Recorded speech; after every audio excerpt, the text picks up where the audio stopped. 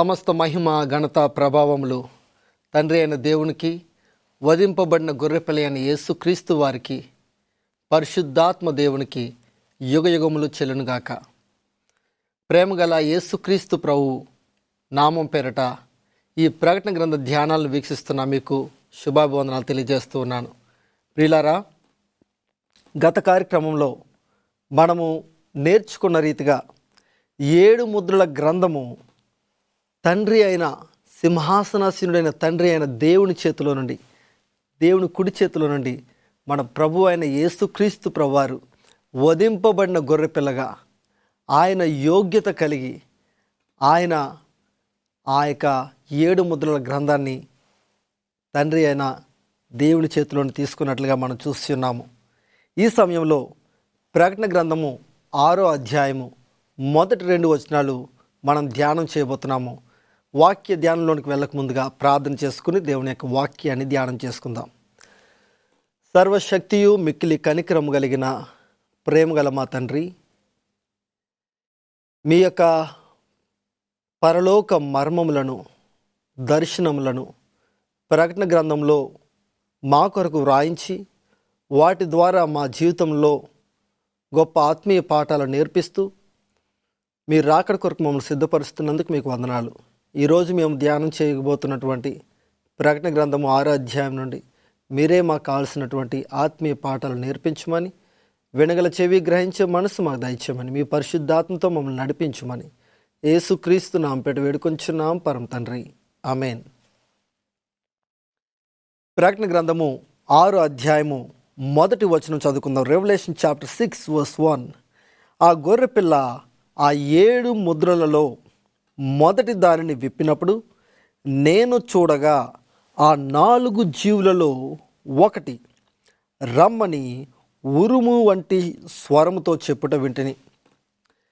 ఇక్కడ మన ప్రభు అయిన యేసుక్రీస్తు ప్రభువారు వధింపబడిన గొర్రెపిల్లగా ఆయన వర్ణించబడుచున్నారు.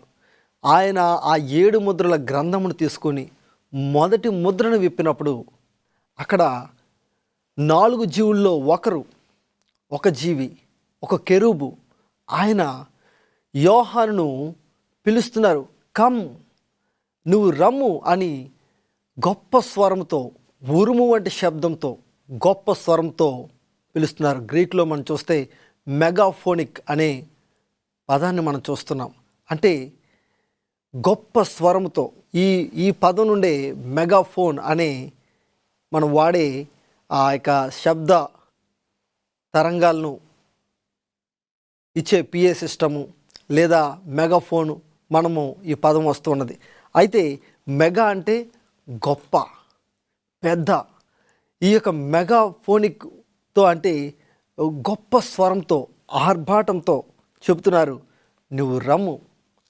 ఎందుకంటే దేవదూతలు, ఈ యొక్క కెరూబులు మన యొక్క మానవులైన మన పట్ల ఎంతో శ్రద్ధ వహిస్తూ ఉన్నారు.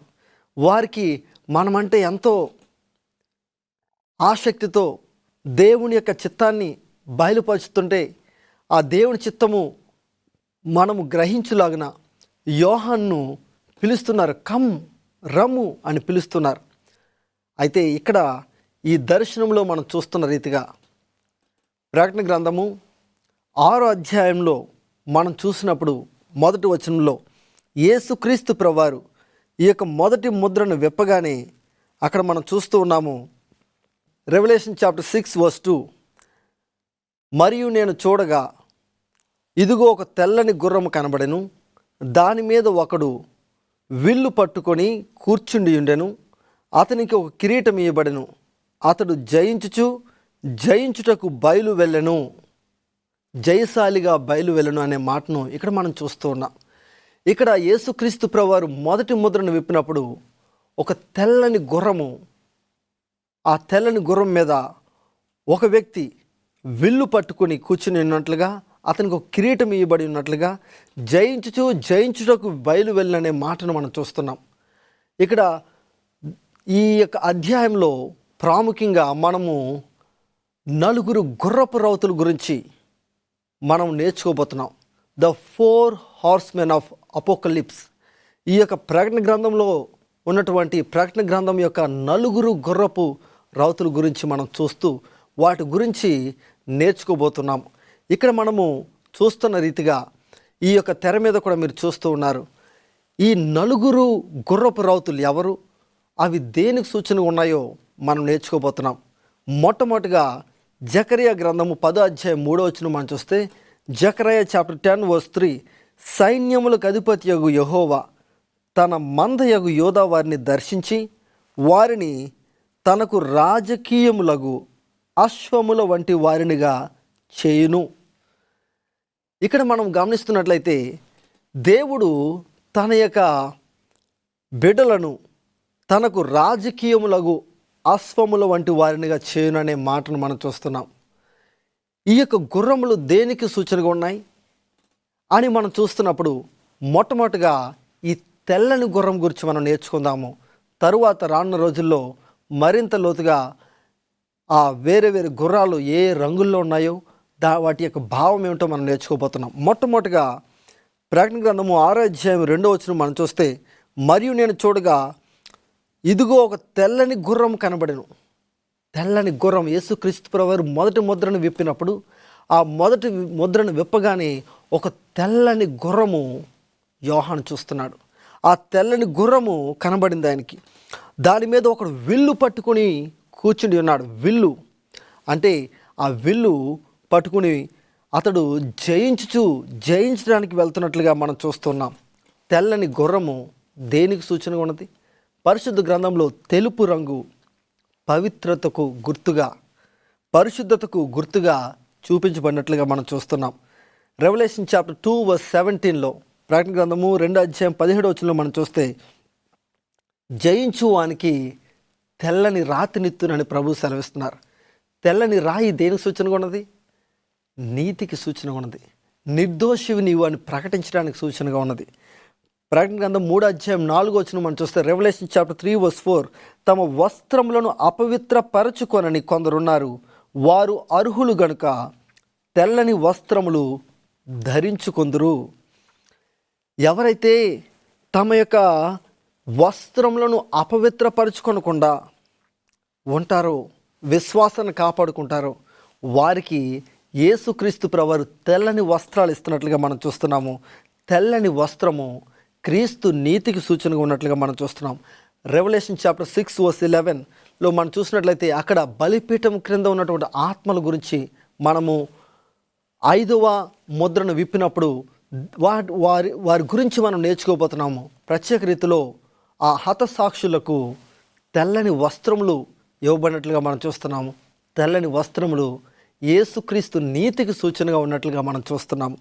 అదే రీతిగా ప్రకటన గ్రంథం 20 మనం చూస్తే ధవళ సింహాసనమును, ఆ వైట్ థ్రోన్ మనం చూస్తున్నాము. దేవుని సింహాసనము పరిశుద్ధమైన సింహాసనంగా మనం చూస్తున్నాం. అయితే ఈ తెల్లని గుర్రము దేనికి సూచనగా ఉందంటే స్వచ్ఛతకు, పవిత్రతకు సూచనగా ఉన్నది అని మనం తెలుసుకుంటున్నాం. తెల్లని గుర్రము యొక్క సాదృశ్యము క్రీస్తు శకము 31వ సంవత్సరం నుండి 100వ సంవత్సరంకు మధ్య వరకు ఉన్నటువంటి సంఘ చరిత్ర కాలాన్ని ఈ తెల్లని గుర్రంతో పోల్చి దేవుడు మనకు తెలియజేస్తున్నారు. ఈ తెల్లని గుర్రము కాలంలో అంటే ఈ మొదటి శతాబ్దంలో యేసుక్రీస్తు ప్రభువారి దగ్గర ట్రైనింగ్ పొందుకున్నటువంటి శిష్యులు 3.5 సంవత్సరాలు ప్రభువు వారిని తర్ఫీదు చేస్తున్నారు. ఆయన తర్ఫీదు చేసి వారిని సిద్ధపరిచి ఆయన శిలువ మరణం పొంది పునరుత్థానుడై పరలోకం వెళ్ళిపోతూ ఆరోహణమవుతూ ఆయన సెలవిస్తున్నారు. యాక్ట్స్ చాప్టర్ 1:8, అపోస్తుల కార్యములు 1:8, ఆయనను పరిశుద్ధాత్మ మీ మీదికి వచ్చినప్పుడు మీరు శక్తి నొందెదరు గనుక మీరు యెరూషలేములోను యోదయ సమరయ దేశములు ఎందంతటను భూదిగంతముల వరకును నాకు సాక్షులయ్యుందురని వారితో చెప్పాను. మీరు పరిశుద్ధాత్మను నేను మీ కొరకు పంపిస్తానని వాగ్దానం చేస్తున్నారు. అదే రీతిగా మీరు పరిశుద్ధాత్మ పొందుకున్న తర్వాత మీరు యెరూషలేములోను యోదయ సమరయ దేశములు ఎందంతటను అదే రీతిగా భూదిగంతముల వరకు మీరు నాకు సాక్షులై ఉంటారని ప్రభు సెలవిచ్చున్నారు. అవును, ఈ యొక్క శిష్యులు ఆ యొక్క మేడగది మీద వారందరూ కూడా ఆ మేడగదిలో చేరి ఏక మనస్సుతో ప్రార్థించినప్పుడు, ఏక మనస్సు కలిగి ప్రార్థించినప్పుడు, పరిశుద్ధాత్మ వరాన్ని పొందుకున్నప్పుడు ఎంత గొప్ప శక్తిని వారు పొందుకొని ఉన్నారో మనం గమనిస్తున్నాం. అపోస్తుల కార్యములు 2వ అధ్యాయంలో మనం చూస్తే, యాక్ట్స్ చాప్టర్ 2లో మనం చూస్తున్నప్పుడు వారు పరిశుద్ధాత్మ శక్తిని పొందుకున్నప్పుడు పేతురు ప్రసంగించగా ఒక్క దినముననే 3,000 మంది మారు మనసు పొంది పశ్చాత్తాప హృదయంతో పాప క్షమాపణ పొందుకున్న నిమిత్తము బాప్తిసం తీసుకున్నట్లుగా మనం చూస్తున్నాం. ఇక్కడ పరిశుద్ధాత్మ శక్తితో మొదటి శతాబ్దంలో శిష్యులు, యేసుక్రీస్తు యొద్ద తర్ఫీదు పొందుకున్నటువంటి శిష్యులు, వారు గొప్ప సువార్త ప్రకటించున్నారు. వారు ఏమాత్రం వెనుతీయకుండా దేవుని యొక్క ఆత్మశక్తితో నింపబడి జయించుచు జయశీలులుగా ముందుకు సాగినట్లుగా మనం చూస్తున్నాము. ఇక్కడ మనం గమనించినట్లయితే అతడు జయించుటకు బయలు వెళ్ళిననే మాటను మనం చూస్తున్నాం. యేసుక్రీస్తు ప్రభువారు ప్రకటన గ్రంథం 19వ అధ్యాయంలో మనం చూస్తే తెల్లని గుర్రమునెక్కి ఆయన పరిశుద్ధులతో రానయ్యున్నట్లుగా మనం చూస్తున్నాం. ఆయన ఈ విశ్వమంతటిని జయించిన జయశాలిగా మనకు కనిపిస్తున్నారు. అదే రీతిగా ఆయన గుణశీలత కలిగిన రీతిలో మొదటి శతాబ్దంలో ఆదిమ సంఘము, ఫస్ట్ సెంచరీ ఏడీలో మొదటి శతాబ్దంలో శిష్యులు గొప్ప సేవను జరిగించున్నారు. పేతురు ఆయన ఇంగ్లాండ్ దేశానికి వెళ్ళి దేవుని సేవను ప్రకటించున్నారు. ఫ్రాన్స్ దేశానికి వెళ్ళి సువార్త ప్రకటించున్నారు. రోమా పట్టణంలో సువార్త ప్రకటించున్నారు. ఈ రీతిగా ఆయన క్రీస్తు కొరకు సువార్త ప్రకటించి తన ప్రాణం అర్పించు వరకు దేవుని కొరకు నమ్మకంగా సేవ చేస్తున్నారు. ఆయన ఆఖరికి నీరో చేత ఆయన సిలువ వేయబడి చంపబడి ఉన్నాడు. ఆ తరువాత ఆయన యొక్క అన్నయ్య అయినటువంటి ఆంద్రేయ, యేసుక్రీస్తు ప్రభువారి శిష్యుల్లో ఒకడైనటువంటి ఆంద్రేయ, ఆయన సిథియాకు వెళ్ళాడు.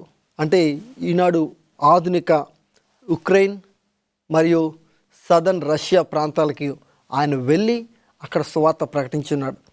అదే రీతిగా థ్రెషన్ అంటే సౌత్ ఈస్ట్ యూరప్కు అక్కడికి కూడా వెళ్ళి ఆ యూరప్ ఖండంలో కూడా ఆయన సువార్త ప్రకటించున్నాడు. ఆఖరిగా యాకోబు, యోహాను సహోదరైనటువంటి యాకోబు, యేసుక్రీస్తు ప్రభువారి శిష్యుల్లో ఒకడైనటువంటి యాకోబు, ఆయన స్పెయిన్ దేశంలో కూడా దేవుని సువార్త ప్రకటించున్నాడు. ఆఖరిగా ఆయన శిరచ్ఛేదనం చేయబడి క్రీస్తు కొరకు హతసాక్షిగా మరణించున్నాడు. John, the beloved disciple of Jesus Christ, యేసుక్రీస్తు ప్రభువారు యొక్క అత్యంత ప్రియమైన శిష్యుడిగా ఉన్నటువంటి యోహాను, ఆయన టర్కీ దేశంలో సువార్త ప్రకటించున్నాడు.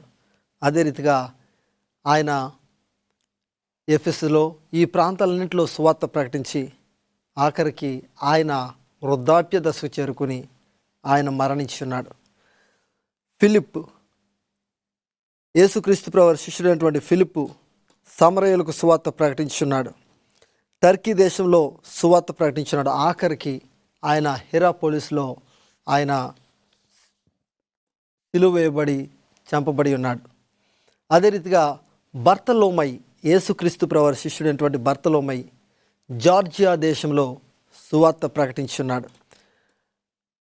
అదే రీతిగా అపోస్తులైన తోమా, ఈ తోమా ఒకప్పుడు నేను ఆయనను తాకితేనే కానీ నేను నమ్మనని అవిశ్వాసాన్ని వ్యక్తపరిచినటువంటి, సందేహాన్ని వ్యక్తపరిచినటువంటి తోమా, నా ప్రభువా నా దేవా అని, నీవు నిజమైన రక్షకుడు అని ప్రభువు కొరకు తన జీవితాన్ని సమర్పించుకుని యేసుక్రీస్తు ప్రభు గురించి మాదీయ పారశీకులకు ఇరాన్ దేశంలో సువార్త ప్రకటించున్నాడు.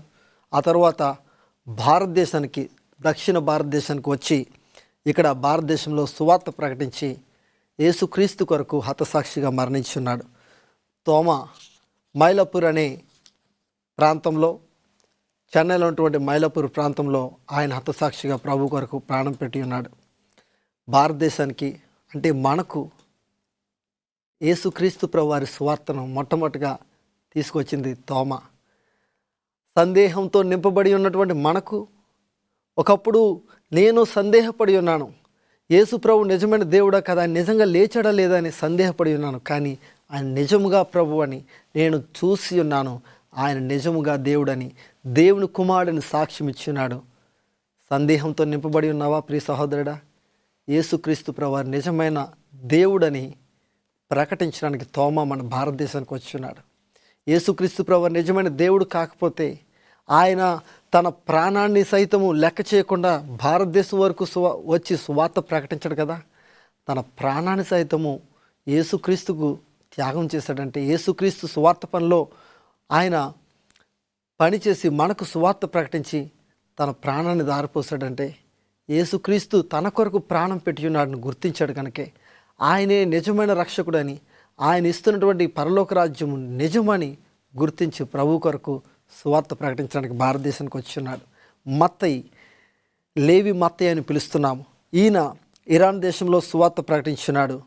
ఆఖరికి పార్టియాలో అంటే టెహరాన్ అనే దేశంలో ఆయన క్రీస్తు కొరకు హతసాక్షిగా చంపబడి ఉన్నాడు.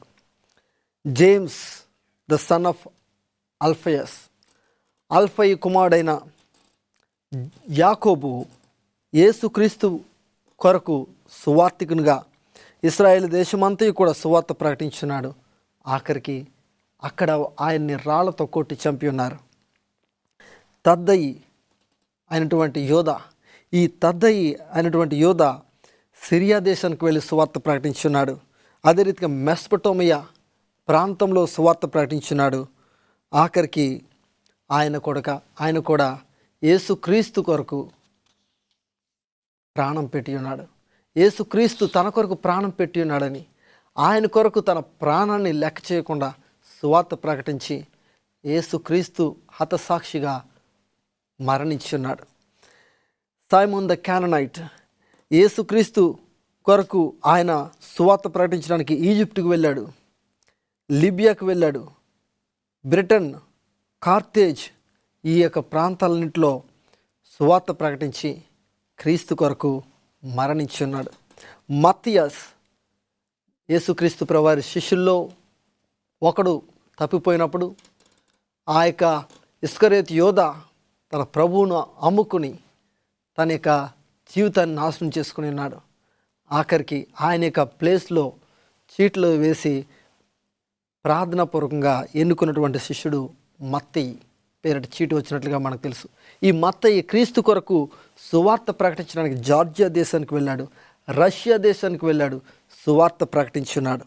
అపోస్తలుడైన పౌలు గారు యేసుక్రీస్తు ప్రభువారు ఈయన్ని ఒకప్పుడు హింసకుడు, దోషకుడుగా ఉన్నటువంటి ఈయనకు ఆయన దర్శనాన్ని అనుగ్రహించి యేసుక్రీస్తు నిజమైన దేవుడని ఆయన గుర్తించిన తర్వాత అపోస్తలుడైన పౌలుగా మారి ఆయన అనేక ప్రాంతాల్లో, గ్రీసు దేశంలో, టర్కీ దేశంలో, స్పెయిన్లో, రోమ్లో క్రీస్తు కొరకు గొప్ప సువార్త సేవను జరిగించున్నాడు. దేశాంతర సువార్తికుడిగా వెళ్ళి పనిచేస్తున్నాడు. గొప్ప మిషనరీగా పనిచేసి క్రీస్తు కొరకు హతసాక్షిగా శిరచ్ఛేదనం చేయబడి మరణించున్నాడు. వీళ్ళంతా కూడా మనం చూసినప్పుడు యేసుక్రీస్తు ప్రభువారి శిష్యులు ఈ యొక్క ప్రపంచ నలుమూలలకు వెళ్ళి సువార్తను ప్రకటించున్నారు. మార్కు ఒకప్పుడు ఈ దేశాంతర సువార్త యాత్రలో ఉన్నప్పుడు డిస్కరేజ్ అయ్యి మధ్యలో వెళ్ళిపోయినటువంటి ఈ యొక్క మార్కు మరలా సువార్త ప్రకటనలోకి వస్తానని ఆసక్తి చూపించినప్పుడు బర్నబా అతన్ని ప్రోత్సహించున్నాడు, సెకండ్ ఛాన్స్ అనుగ్రహించున్నాడు. నిజంగానే మార్కు తన జీవితాన్ని పరివర్తన చేసుకుంది, మారు మనసుతో సంపూర్ణంగా ప్రభువుకు సమర్పించుకుని గొప్ప సేవ జరిగించున్నాడు. మార్కు సువార్తను రాస్తున్నాడు. మనము ఇప్పటికీ ఆ గ్రంథాన్ని, మార్కు సువార్తను చదవడం ద్వారా యేసుక్రీస్తు గురించి తెలుసుకుంటున్నాము. మార్కు ఆయన క్రీస్తు కొరకు గొప్ప సువార్త యోధునిగా పనిచేస్తున్నాడు. ఆయన ఈజిప్ట్ దేశంలో సువార్త ప్రకటిస్తూ అలెగ్జాండ్రియా పట్టణంలో ఆయన ప్రభు కొరకు హతసాక్షిగా మరణించున్నాడు. లాజరు యేసుక్రీస్తు ప్రభువారు పునరుత్థానుడిగా లేపినటువంటి లాజరు క్రీస్తు కొరకు సాక్ష్యం ఇవ్వడానికి సైప్రస్కి వెళ్ళాడు. అక్కడ సువార్త ప్రకటించున్నాడు. ఆఖరికి క్రీస్తు కొరకు హతసాక్షిగా చనిపోయి ఉన్నాడు. మొదటిసారి చనిపోయినప్పుడు ప్రభు తిరిగి లేపి ఉన్నారు. ఈసారి చనిపోయినప్పటికీ ఒక నిరీక్షణతో చనిపోయి ఉన్నాడు. అదేమిటంటే యేసు ప్రభు రెండోసారి వచ్చినప్పుడు తిరిగి లేపుతారని నిరీక్షణతో చనిపోయి ఉన్నాడు. ఈ రీతిగా శిష్యులందరూ కూడా క్రీస్తు కొరకు తమ ప్రాణాలని సైతము లెక్క చేయకుండా క్రీస్తు కొరకు సువార్త ప్రకటించడానికి దేశ విదేశాల్లో ప్రపంచ నలుమూలలకు వెళ్ళి సువార్త ప్రకటించున్నారు. అందుచేత అపోస్తలుడైన పౌలు పరిశుద్ధాత్మ ప్రేరణతో ఈ రీతిగా రాస్తున్నాడు. కొలసీలు రాసిన పత్రిక 1:23 Colossians chapter 1 verse 23. Colossians chapter 1 verse 23. పునాది మీద కట్టబడిన వారై స్థిరముగా ఉండి మీరు విన్నట్టియు ఆకాశము క్రింద ఉన్న సమస్త సృష్టికి ప్రకటింపబడినట్టియు ఈ సువార్త వలన కలుగు నిరీక్షణ నుండి తొలగిపోక విశ్వాసమందు నిలిచి ఉండిన ఎడల మీకు కలుగును. పౌలను నేను ఆ సువార్తకు పరిచారకుడినైతిని. ఇక్కడ అపోస్తలుడైన పౌలు సెలవిస్తున్నాడు. ఆకాశం క్రింద ఉన్న సమస్త సృష్టికి ప్రకటించబడిన సువార్త ఆనాడు మొదటి శతాబ్దంలోనే యేసుక్రీస్తు ప్రభువారి యొక్క సువార్త ప్రపంచ నలుమూలలకు చేరవేయబడినది. ప్రియులారా, అంత విజయ సంకేతంతో ముందుకు వెళ్ళింది ఈ తెల్లని గుర్రము. తొలి శతాబ్దపు ఆదిమ క్రైస్తవ సంఘము క్రీస్తు సువార్త పనిని వారు ఏమాత్రము అలుపెరగకుండా వెనుతీయకుండా క్రీస్తు సువార్తను జయించుచు జయశీలుగా ముందుకు సాగి క్రీస్తు కొరకు ప్రాణాలు అర్పించడానికైనా వెనుతీయకుండా వారు ప్రపంచ నలుమూలకు సువార్త ప్రకటించున్నారు. ఇప్పుడు ఇది నా బాధ్యత అన్నది. మత్తయి సువార్త 24:14. Matthew chapter 24 verse 14. మరియు ఈ రాజ్య సువార్త సకల జనములకు సాక్ష్యార్థమై లోకమందంతటను ప్రకటింపబడును, అటు తరువాత అంతము వచ్చును. కాబట్టి ఈ రక్షణ సువార్త సర్వజనులకు మనం ప్రకటించాలి. ప్రభువుతో మనం చేతులు కలుపుదాము, సువార్త పనిలో పాలిభాగస్తులం అవుదాము. తొలినాటి ఆదిమ సంఘము కలిగినటువంటి విశ్వాసాన్ని మనం కలిగి క్రీస్తు కొరకు పనిచేద్దాం. అటు కృపా ధన్యత దేవుడు మనకు కలిగి చేయను గాక. ఆమేన్. దేవుడు మిమ్మల్ని దీవించి ఆశీర్వదించి ఆయన కొరకు సాక్షులుగా వాడుకును గాక. ఈ యొక్క ప్రకటన గ్రంథ వర్తమానాలను మీ స్నేహితులతో పంచుకోండి. దేవుడు మిమ్మల్ని ఆశీర్వదిస్తారు. దేవుడు మీ కుటుంబాల్లో ఆయన సమాధానం కలిగజేసి ఆయనకు సాక్షులుగా మిమ్మల్ని వాడుకొని నడిపించును గాక. ఆమేన్. May god bless you.